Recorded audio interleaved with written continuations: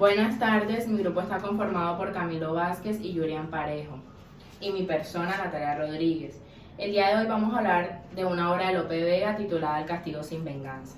Para comenzar con el contexto histórico, tenemos que fue en la época del Barroco, donde España pasó de ser un imperio a ser un país de miseria, y esto detuvo su desarrollo. En el contexto cultural, encontramos escritores como Quevedo, Cervantes y Góngora. En las pinturas aparecen artistas como Murillo, Greco y Vázquez. Los personajes son el duque de Ferrara, que es un hombre con una mala reputación y aún no se había casado. El conde Federico, que es el hijo bastardo del conde de Ferrara. Encontramos a Batín, que es el criado de Federico, a Aurora, que es la sobrina del duque, que se quiere casar con Federico, a los criados Feo y Ricardo, que son quienes acompañan al duque a la guerra y estos también lo aconsejan. Casandra es la hija del duque Mantua y es la duquesa de Ferrara, quien es obligada a casarse. Lucrecia es la criada de la duquesa. Cintia fue la amante del duque de Ferrara. El tema más que todo es sobre amor, desamor, honor y traición. Todo empieza cuando el duque se ve traicionado por el conde y su esposa, es decir, su hijo y su esposa. Y entonces, en todo este lapso de tiempo, él se entera desde esa traición y él engaña al conde para que éste así mate a Casandra. Cuando el conde mata a Casandra, el duque manda a matar a su hijo, el conde, y así todo se lleva en secreto para no desprestigiar su nombre, para para que no sea reflejada su deshonra. Los elementos sobresalientes de la trama es que se muestra a Batín como un personaje humorístico y chistoso. Se examina la relación entre la familia y la sociedad. También podemos encontrar que los personajes tratan de hacer las cosas correctas, pero sin embargo se da la tragedia. Encontramos momentos poéticos y en el primer acto se plantea el problema, en el segundo se desarrolla y en el tercero se da la conclusión. Muchas gracias. Bueno, en el argumento podemos encontrar la trama que recae en la relación del conde Federico y la esposa de su padre, el duque de Ferrara. Bueno, primeramente vemos el argumento que nos muestra al duque de Ferrara como un hombre ya metido en años, es decir, un hombre que ha vivido mucho, un hombre mayor, pero que nunca se ha comprometido realmente con una mujer. Le gusta tener mujeres como un coleccionista, solo para aparentar y saber que él puede tener a las mujeres que él quiera. Resulta que un día, por accidente, el conde Federico conoce a Casandra, la esposa de su padre, pero ninguno de ellos sabía quién era quién, es decir, él no sabía que ella era la esposa de su papá y ella tampoco sabía que él era el esposo de su esposo, o sea, del duque. En este primer acercamiento podemos notar de que ellos se gustan instantáneamente, o sea, en el momento. A raíz de eso, ellos comienzan una relación amorosa, una pasión desenfrenada. Pero en ese momento no se había desarrollado completamente por todo el temor que ellos podían sentir al saber que los podrían descubrir en esta relación que sostenían.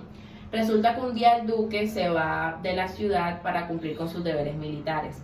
Y como por decirlo así, ellos aprovechan todo este tiempo y su relación se fortalece aún más, acercamientos, palabras bonitas y todo lo que construye una relación amorosa entre un hombre y una mujer.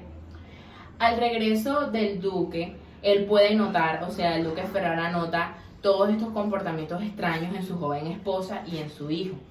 Pero en ese momento él no acepta lo que está sucediendo, o sea, todas esas ideas de pensar de que su hijo puede engañarlo y su esposa hacerlo infiel, él se las reprime. Podemos encontrar también en este argumento el personaje de Batín, como ya han dicho anteriormente, que siempre era chistoso, haciendo preguntas indecentes, un poco de picardía en la forma de hablar. Por otra parte encontramos a Aurora, que era la sobrina del duque, cual ella estaba perdidamente enamorada del conde Federico. Entonces, para él poder guardar todas esas habladurías y que no se vayan a enterar lo que tenía con Cassandra, decide como poder demostrarle a Aurora que supuestamente puede haber una oportunidad entre ellos dos, pero él todo esto lo hace para no levantar sospechas. En todo este lapso de tiempo, en todo este momento, el duque, cuando ya se da cuenta de esta relación, esta pasión que había entre el conde y Cassandra, decide una manera particular de vengarse, es decir, de crear un plan siniestro, malévolo, para poder separarlos. Y esto acaba con la muerte de ellos dos, es decir, por una colección de engaños y de mentiras, Federico termina matando a Cassandra y a Federico lo termina asesinando un enamorado que tenía Aurora en la obra. O sea, es decir, que la persona que lo asesinó era un hombre que de pronto en el futuro podía pensar que ellos podían tener un acercamiento, pero para hacer cosas malas que le pueden hacer daño, y lo hacen. El final es muy lindo, como dijeron anteriormente, tiene partes poéticas. ¿Qué podemos esperar en esta obra? Pues podemos observar todas estas técnicas que usó Lope de Vega para persuadir al lector y tanto a los personajes. Siempre nos crea, cuando leemos la obra o vemos la película, podemos ver toda esa representación artística, cómo se va desarrollando y crear entre nosotros muchas preguntas que aún no sabemos si podamos responder. En esta obra tiene un movimiento artístico barroco, es decir, cultural, que se representa o se desarrolla a partir del siglo XVII. La estética de esta obra es barroca, es decir, tiene movimiento artístico, dinámico y bastante exagerado.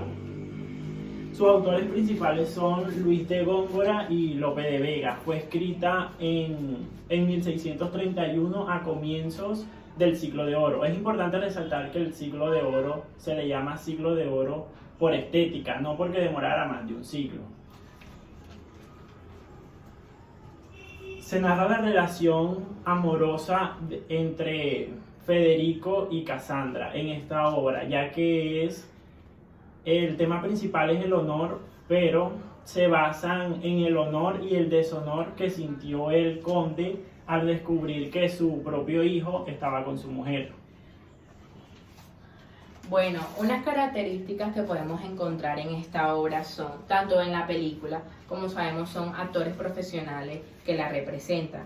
El dinamismo, ¿en qué consiste? Como su misma palabra lo dice, en la dinámica, que se trata de crear movimientos, es decir, de cómo se desarrolla la obra en un espacio. Como sabemos, una obra tiene siempre un inicio, un nudo y un desenlace. Y la dinámica es cómo el autor busca crear todos esos movimientos, o sea, sobre qué problema se basa la obra. Es decir, de que cada acción cae en una interacción con otro personaje. Podemos observar, por ejemplo, desde el primer momento en que Cassandra se conoce con el joven conde Federico, al momento que nosotros leemos la obra podemos ver o podemos sentir lo que va a pasar realmente, que tal vez ellos se van a enamorar. Pero ¿por qué podemos ver eso? Según el lenguaje que ellos utilicen, los comportamientos en los que se vayan desarrollando en el espacio del contexto donde están los personajes.